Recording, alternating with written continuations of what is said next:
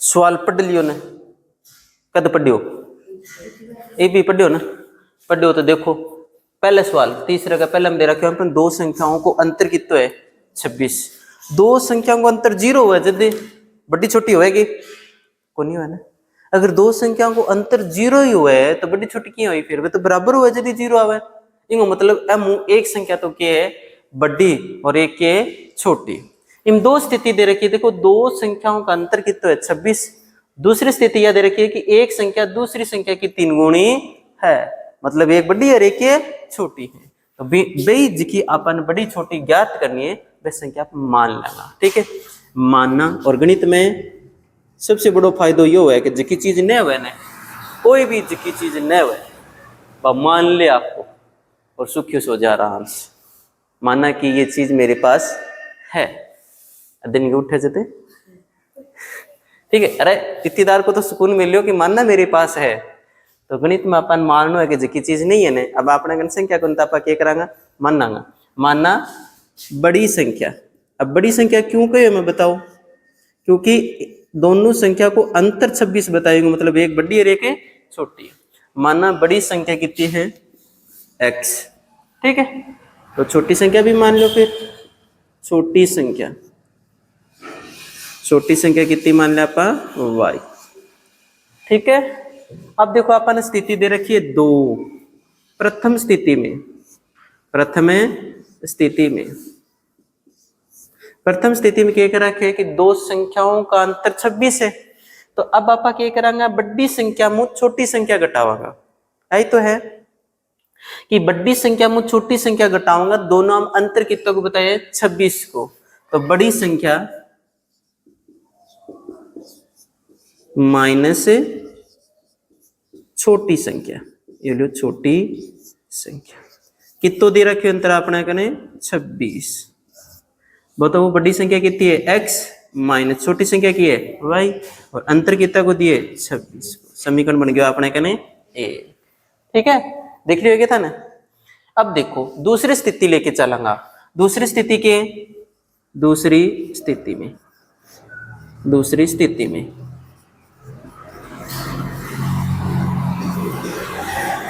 एक संख्या दूसरी की कितनी गुणी है 3 गुणी। देखो आ बड़ी संख्या जी, बड़ी संख्या दिख रही है अंधन, बड़ी संख्या आके है छोटी संख्या, बड़ी संख्या और छोटी संख्या देख रहे हैं। अब देखो बड़ी संख्या क्या है x और छोटी संख्या क्या है y, कौन दिखे चलो अट करवाओ से अट करवाओ, ठीक है ध्यान करिया। हाँ तो अठा पर क्या लिख रहा है बड़ी संख्या, बड़ी संख्या, और अठ के छोटी संख्या है ना, छोटी संख्या। बोलो बड़ी संख्या की है x और छोटी संख्या की है y, दोनों बराबर है कोनी, बराबर कोनी अभी तक तो है कोनी। किताब में क्या कर रखे आपा ने कि एक संख्या दूसरी की 3 गुणी है, मतलब 3 गुणी ज्यादा बड़ी है। तो फिर अब बताओ कौन सी बड़ी हो उसका आ है का आ, बड़ी संख्या मान रखी है जिकी बड़ी होगी, कितनी गुना बड़ी बताइए यूं भैया बड़ी है, बड़ी है ना, पर कितनी गुना बड़ी है या 3 गुना बड़ी है। तो क्या करा है बराबर करने खातिर, या तो पहले से ही 3 गुना बड़ी है तो आपा क्या करांगा छोटी संख्या ने 3 से गुणा कर दिया तो बराबर हो जैसी दोनों, ठीक है। तो ये तो x का x इन आपा छोटी संख्या ने 3 गुणा कर देगा और दोनों की वजह से बराबर। समझ में आ रही बात। देखो दो तरीका है, बड़ी संख्या और a है छोटी संख्या। तो बड़ी है तो फिर i गुणा है, कितनी गुणा बड़ी है 3 गुणा बड़ी। i बड़ी है तो इन आपा 3 और गुणा कर दे, 3 गुणा पहले से बड़ी कितनी जैसी 9x जैसी और ज्यादा हो जैसी बड़ी। तो बड़ी संख्या है तो इन गुणा गुण करना, छोटी संख्या ना आपा अगर 3 गुणा कर दिया दोनों की वजह से बराबर। या फिर क्या करो बड़ी संख्या में 1/3 को भाग देते तो बराबर हो जैसी, दोनों तरीका है। सब बेस्ट रहेगो आपने गुणा करना, ठीक है।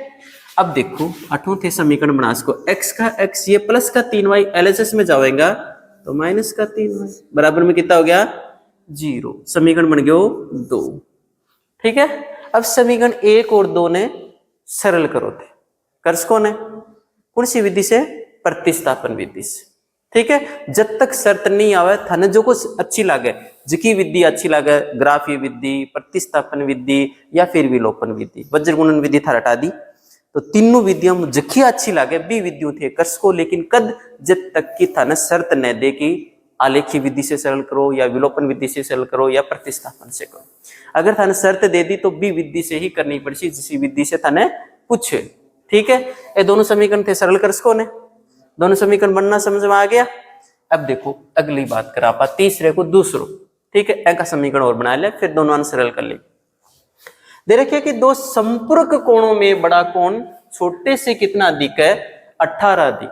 ये परीक्षा की दृष्टि से इतना इंपॉर्टेंट है कि अगर मैं इन जितनी भी बार वेरी वेरी वेरी लगाऊं तो कम है, इतना इंपॉर्टेंट सवाल है। क्योंकि इस सवाल में आपने के पता चले, बच्चे की 2-3 चीजों को पता चले कि एक तो संपर्क कोण, अगर बच्चे ने ध्यान नहीं है कि संपर्क कोण किन कवे तो भी वो सवाल हुए कौन।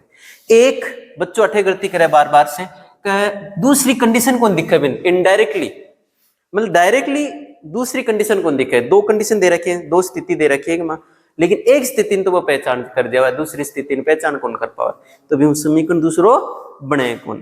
ठीक है, तीसरी जांच कि बिन विधि आवे कौन, सरल करना आवे ही कौन, तो इससे बच्चे की 2-3 स्थितियों को पता चला है, ये वास्तव सवाल बन जाए इंपोर्टेंट। देखो पहले तो मैं बता दूं संपर्क कोण क्या है, ध्यान करो। संपर्क कोण अट दिखेगा थाने, पहले अट रफ में थाने संपर्क कोण बता दी। संपूरक कोण, एक तो वह संपूरक कोण शब्द और एक वह पूरक कोण। धर्म कोई है कि जो को बता सके है कि संपूरक कोण किन का है, बताओ। एक विकास तो भी बता देगा, दो तो भी बता दे सी, चलो लक्ष्य में बताओगे।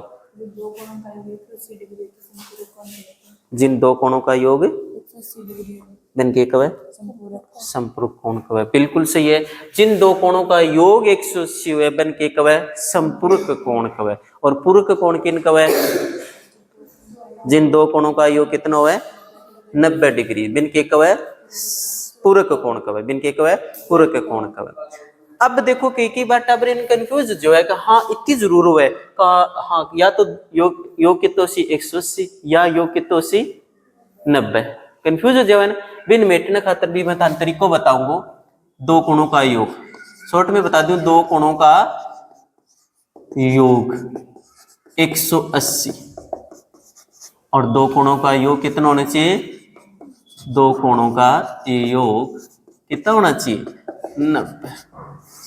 रफली बात है, याद रखें। ठीक है, अगर दो कोणों का योग 90 हो रही है तो वो के पूरक कोण, और दो कोणों का योग 180 हो रही है तो वो के संपूरक कोण। अरे बात समझो, देखो संपूरक में बहुत सारा शब्द को नहीं के तो मान भी बहुत सारो वासी, और इनमें देखो कम शब्द है तो मान भी क्या आयु है, कम आयु, याद रहे बोले। अब देखो इनको मतलब कि दो संपूरक कोणों में बड़ा कोण छोटे से कितना है 18 अधिक है, तो दोनों संपूरक कोणों में एक बड़ो और एक के छोटो, जी संख्या ये भी है अपन मानना पड़सी। ठीक है, तो मानना बड़ा कोण के मानोगा बताओ x, और छोटा कोण है छोटा कोण बराबर y। ठीक है, अब अपन दे रखे संपूरक कोण। संपूरक है तो बताओ थे दोनों का योग कितना हो सी प्रथम स्थिति में भी संपूरक है तो दोनों का योग कितना है 180 है, तो आप दोनों ने जोड़ांगा। प्रथम स्थिति में कोण बड़ा कोण प्लस छोटा कोण, दोनों ने जोड़ांगे, योग कितना 80 180। क्यों 80 योग, क्योंकि संपूरक कोण है। कौन सा कोण बताया है, संपूरक कोण है, और संपूरक कोणों का योग कितना है 180, कोई दिक्कत को नहीं। अब यो देखो इनडायरेक्टली इकट्ठी कौन दिख रहा, क्योंकि 180 इस शब्द में है। ठीक है, अरे बात समझ, तो प्रथम समीकरण अपना यो बन जाए, नंबर दे दो 1 नंबर। चलो मैं 8 दे रहा हूं, दिख रही है आगे। अब देखो दूसरी स्थिति में दूसरी स्थिति में।